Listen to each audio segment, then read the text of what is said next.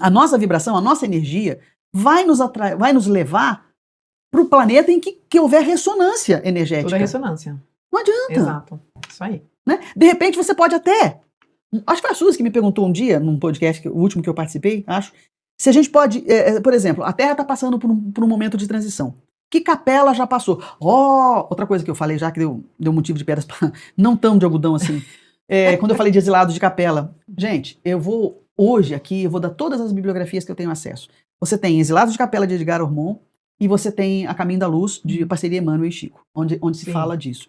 Então nós já passamos por esse processo e outros orbes já passaram, outros planetas. Capela não é um planeta, é uma exoestrela. Mas a gente fala que é planeta para não confundir a cabeça do povo. Mas é uma exoestrela, ou uma estrela fora da nossa galáxia. Né?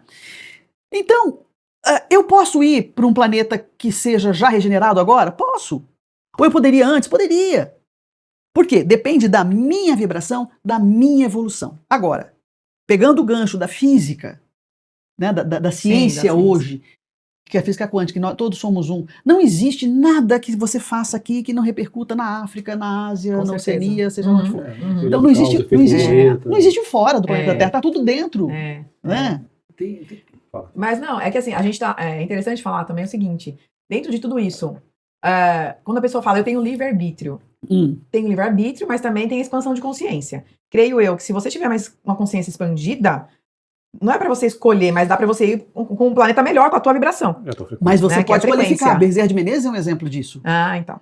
Né? Bezerra de Menezes, ele conseguiu o upgrade. E quando ele foi avisado de que ele seria levado para um planeta, né, para uma outra dimensão superior a onde ele estava, ele chorou, implorou, falou assim, olha, por favor, vá até Maria e peça para ela interceder, para aqueles que não creem em Maria, né, Nossa Senhora, Mãe de Jesus, ela tem uma falange imensa e trabalha horrores no plano espiritual, muito.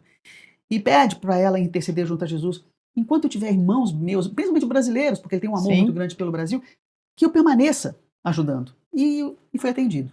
Mas você vê, ele escolheu. Aí nesse caso ele escolheu. Né? O contrário não, se ele não tivesse competência e vibração, energia, não adianta ele querer que não iria. Exato. Nessa visão de ciência que você está falando, né? Uma coisa que eu tenho na minha cabeça, eu trabalho muito com a questão de tecnologia, então eu tenho essa visão um pouco mais racional das coisas e tento sempre interpretar com a parte lógica. Né? E como é que você enxerga? Eu pelo menos assim, eu tenho essa visão, tá? Eu não sei exatamente como é que você pode compartilhar isso. Para mim existe muita lógica na espiritualidade, muita lógica. Tudo tem... Por que eu falo que existe lógica na espiritualidade? Porque assim, o senso de justiça, ele tem uma lógica, ele tem um racional para que aquilo aconteça. A explicação está lá na própria história. A explicação está, então se você entender, então não é uma questão de castigo, é uma questão de consequência, é uma questão de afinidade, é uma questão de frequência, é uma questão de ressonância.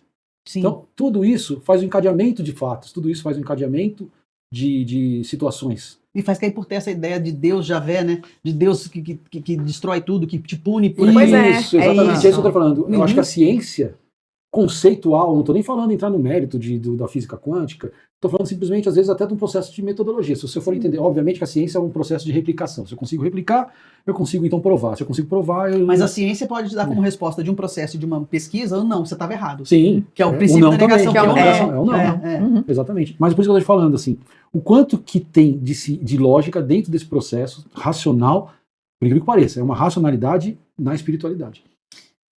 Deixa eu voltar um pouco no tempo. Não sei se eu consegui ser confuso. E lá vem algodão, Me socorre, Thaís. Eu vou te colocar na sua Leandro vai estar, né? Eu tô vendo que ele é que tá querendo. Mas assim, lá atrás, quando Kardec, ele tá no livro... eu vou trazer todas as informações, eu anotei aqui, cadê? Tá no livro Espiritismo sob Investigação, do Carlos Sete Bastos. Tá? Então eu tô trazendo as referências para não dizer, de onde que essa mulher tirou isso? Não foi da minha cabeça. O Carlos Sete Bastos, ele tem 3 obras, Espíritos sob Investigação, Espiritismo sob Investigação e a biografia de Kardec sob investigação. Então é um estudioso. Na atualidade, pelo menos no meu entendimento, ele é um cara que ele está fazendo um trabalho muito interessante. Né? Ele pesquisa e ele nos traz algumas informações e ele vem nos lembrar algumas coisas. Quando Kardec... por que doutrina espírita é considerada ciência? Vamos começar por aí. Né?